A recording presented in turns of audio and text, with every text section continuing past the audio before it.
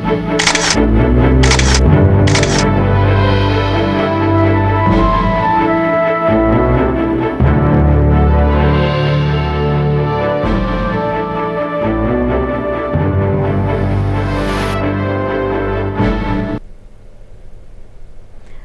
আলাইকুম। শুরু করছি চ্যানেলে জনপদের খবর, সাথে আছে আমি আনিকা জাহিন।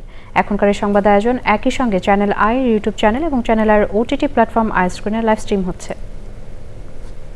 দেশের 6টি সিটি কর্পোরেশনে নতুন প্রশাসক নিয়োগ দিয়েছে সরকার। এর মধ্য দিয়ে সমালোচিত ও দুর্নীতির অভিযোগে অভিযুক্ত প্রশাসকদের পরিবর্তন ঘটল। নতুন প্রশাসকেরা বন্ধ হয়ে থাকা নাগরিক সুবিধা আবারও চালু করবেন বলে আশা করছেন সংশ্লিষ্টরা। ওবায়দুল রশিদের রিপোর্ট। স্থানীয় সরকার বিভাগ 22শে ফেব্রুয়ারি প্রজ্ঞাপন জারির মাধ্যমে 6 সিটি কর্পোরেশনে 6 জন প্রশাসক নিয়োগ দেন। ঢাকা দক্ষিণ সিটি কর্পোরেশনের প্রশাসক হিসেবে নিয়োগ পেয়েছেন আব্দুস সালাম। পেশায় প্রকৌশলী আব্দুস সালাম এর আগে ওয়াসার এমডি ছিলেন। ওয়াসায় প্রধান এবং অতিরিক্ত প্রধান প্রকৌশলী হিসেবে কাজ করেছেন তিনি।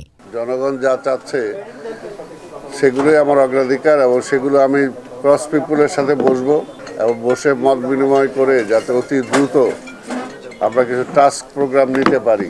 সেটা কি হতে পারে সেটা আমি সবার সাথে আলোচনা করেই আমি জানাতে চাই। শফিকুল ইসলাম খান নিয়োগ পেয়েছেন ঢাকা উত্তর সিটি কর্পোরেশনের প্রশাসক হিসেবে। শফিকুল ইসলাম খান ত্রয়োদশ জাতীয় সংসদ নির্বাচনে ঢাকা 15 আসন থেকে বিএনপির প্রার্থী হিসেবে নির্বাচন করে জামায়াতে ইসলামীর আমির ডাক্তার শফিকুর রহমানের কাছে পরাজিত হন। খুলনা সিটি কর্পোরেশনের প্রশাসক হয়েছেন নজরুল ইসলাম মঞ্জু। খুলনা মহানগর বিএনপির সাবেক সভাপতি নজরুল ইসলাম এর আগে খুলনা 2 আসন থেকে সংসদ সদস্য নির্বাচিত হয়েছিলেন। আব্দুল কাইয়ুম চৌধুরী হয়েছেন সিলেট সিটি কর্পোরেশনের প্রশাসক। ত্রয়োদশ জাতীয় সংসদ নির্বাচনে সিলেট জেলার আসনগুলোর বিএনপির সমন্বয়ক হিসেবে দায়িত্ব পালন করেন আব্দুল কাইয়ুম। নারায়ণগঞ্জ সিটি কর্পোরেশনের প্রশাসক হিসেবে নিয়োগ পেয়েছেন সাখাওয়াত হোসেন খান। পেশায় আইনজীবী সাখাওয়াত হোসেন বর্তমানে নারায়ণগঞ্জ মহানগর বিএনপির আহ্বায়ক। এর আগে তিনি নারায়ণগঞ্জ জেলা বিএনপির সাধারণ সম্পাদক ছিলেন।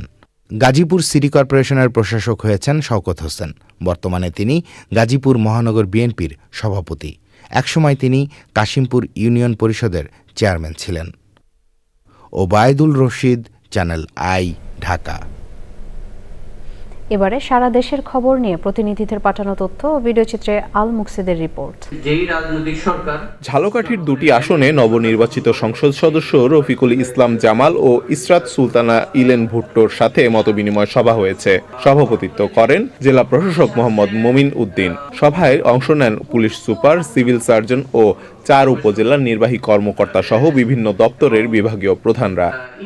রমজান উপলক্ষে খাগড়াছড়িতে মাসব্যাপী ইফতার বিতরণ কর্মসূচি পরিচালনা করছে সামাজিক ও আধ্যাত্মিক সংগঠন তোহফা ম্যানকাইন্ড। কর্মসূচির অংশ হিসেবে জেলার সদর হাসপাতালের রোজাদারদের ইফতার সামগ্রী বিতরণ করেন সংগঠনের সদস্যরা।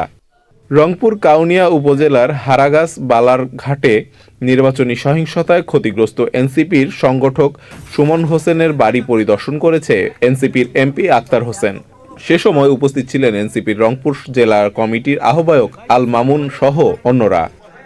রাজশাহী মহানগরীর 41টি সাংগঠনিক ওয়ার্ডে ত্যাগী নেতাদের বাদ দিয়ে ফ্যাসিস্টদের পুনর্বাসন এর অভিযোগে মানববন্ধন কর্মসূচি পালন করেছে বিএনপির পদবঞ্চিত নেতাকর্মীরা। মানববন্ধন থেকে মহানগর যুবদলের 41টি ওয়ার্ডে গঠিত নতুন পকেট কমিটি বাতিল করে পুনরায় কমিটি গঠনের দাবি জানান তারা। আন্তর্জাতিক মাতৃভাষা দিবস উপলক্ষে চট্টগ্রাম প্রেস ক্লাবে জুলাই বিপ্লব স্মৃতি হল রুমে আলোচনা সভা করেছে শ্রমিক কল্যাণ ফেডারেশন চট্টগ্রাম মহানগর শাখা। কুষ্টিয়ায় যানজট নিরসন, ভেজাল রোধ, সিন্ডিকেট বন্ধ ও ন্যায্য দামে পণ্য বিক্রির জন্য পরিবহন ব্যবসায়ী সহ সকল ব্যবসায়ীদের নিয়ে মতবিনিময় সভা হয়েছে। প্রধান অতিথি ছিলেন সংসদ সদস্য মুফতি আমির হামজা। কুড়িগ্রাম সদর উপজেলার বিভিন্ন দপ্তর প্রধানদের সাথে মতবিনিময় সভা করেছে নবনির্বাচিত সংসদ সদস্য ডক্টর আতিকুর রহমান মোজাহিদ। এরপর কুড়িগ্রামের বিভিন্ন উন্নয়ন পরিকল্পনা তুলে ধরেন সাংবাদিকদের সাথে। নড়াইল জেলা হাসপাতালে পরিষ্কার পরিচ্ছন্নতা অভিযান ও পরিদর্শন কার্যক্রম পরিচালনা করছেন নড়াইল 2 আসনের নবনির্বাচিত সংসদ সদস্য আতাউর রহমান বাচ্চু। সে সময় হাসপাতালের তত্ত্বাবধায়ক ডক্টর আব্দুল গফফার সহ কর্মকর্তা কর্মচারীরা উপস্থিত ছিলেন। আল মুকসিদ, চ্যানেল আই। শুধু দর্শক, চ্যানেল আই জনপদের খবর আজকের মতো এই পর্যন্তই। একটু পর কৃষি সংবাদ দেখার আমন্ত্রণ জানিয়ে শেষ করছি। ধন্যবাদ সবাইকে।